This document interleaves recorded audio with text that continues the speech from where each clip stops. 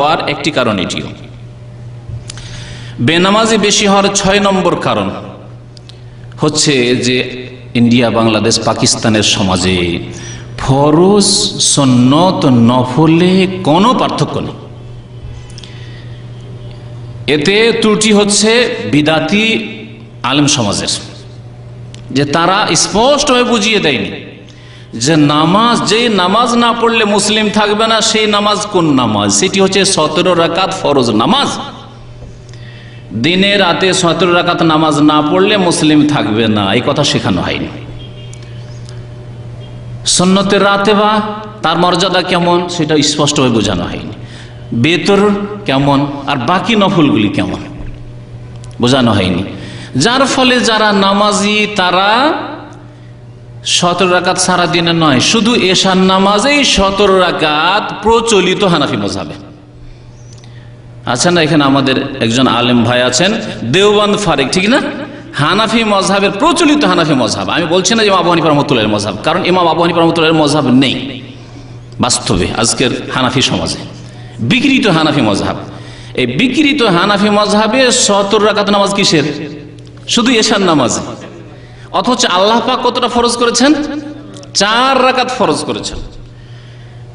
নবী করিম সাল্লাল্লাহু আলাইহি ওয়াসাল্লামের সুন্নতের রাতে বা 2 রাকাত, কত হলো? 6 রাকাত।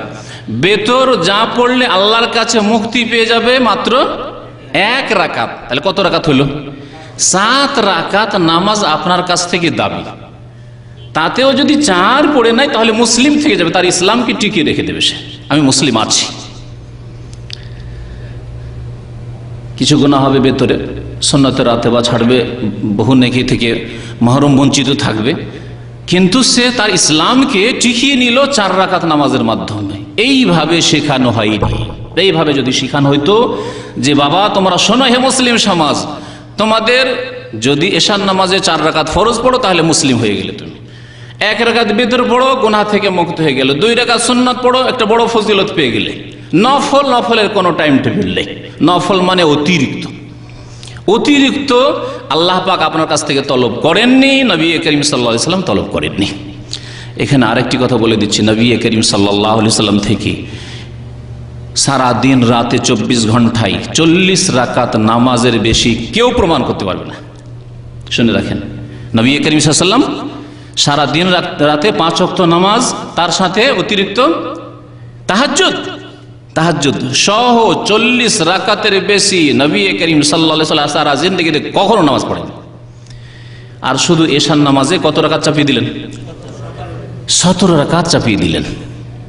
যার ফলে, এবং এটি আমি শুধু কল্পনা করে বলছি না বা অনুমান ভিত্তিক বলছি না, এ তো লেখকেরা লিখেছে, তাদের কথা মোতাবেকও বলছি, এবং তার সাথে আমার কয়েকজন ডাক্তার এবং ইঞ্জিনিয়ার শিক্ষিত লোকদের সাথে কথা হয়েছে যে সৌদি আরব আসার আগে আমরা নামাজ পড়তাম না। কি জন্য নামাজ পড়তাম না? যে আমাদের মোল্লারা শিখিয়েছে এশার নামাজ কয় রাকাত? সোজা 17 রাকাত। আমার সাথে সরাসরি কথা হয়েছে কয়েকজন লোকের, এরকম শিক্ষিত লোকেরা। সারাদিন ক্লান্ত হয়ে আসি ভাই, আসার পরে শুনি যে 17 রাকাত নামাজ পড়তে হবে, আর এনার্জি নেই, এনার্জি লেস হয়ে গেছে। 17 রাকাত নামাজ পড়ার মতো মন মানসিকতা নেই, ক্লান্ত হয়ে পড়েছে, ভেঙে পড়েছি। যার ফলে সুন্নত নফল ছাড়া নয়, ফরজ ছেড়ে কত বছর চলে গেছে আমাদের, বেনামাজি হয়ে আমরা জীবনযাপন করেছি। এর জন্য জবাব দেবে কে? ওই ডাক্তার ইঞ্জিনিয়ার জবাব দেবে, না ওই মোল্লারা জবাব দেবে? ওই বিদাতি মোল্লা মৌলভী সাহেবরা জবাব দেবে, যারা তাদের কিতাবে লিখেছে, তাদের বক্তব্যে বলেছে, তাদের আলোচনায় শিখিয়ে থাকে যে এশার নামাজ 17 রাকাত। তো আমাদের সমাজে বেনামাজির সংখ্যা বেশি হওয়ার একটি কারণ হচ্ছে যে ফরজ আর নফল সুন্নতে কোনো পার্থক্য নেই। পার্থক্য শেখানো হয়নি, এর জ্ঞান দেওয়া হয়নি। বেনামাজি হওয়ার আরেকটি কারণ হচ্ছে 7 নম্বর কারণ, কারণ এই বিষয়গুলো অত্যন্ত গুরুত্বপূর্ণ। আমাদের সমাজে বেনামাজি কেন?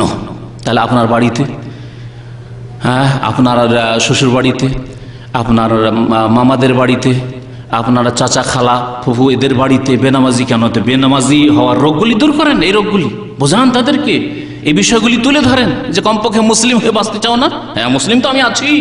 কোথায় আছে মুসলিম? এশার নামাজ পড়লো না, মুসলিম নাই। ফজর পড়লো না, মুসলিম নাই। কেউ বলেন যে 2 রাকাত ফজর কমের পক্ষে ওয়াক্ত মোতাবেক সূর্য ওঠার আগে পড়তে হবে, তাহলে মুসলিম তুমি, না হলে মুসলিম নাও।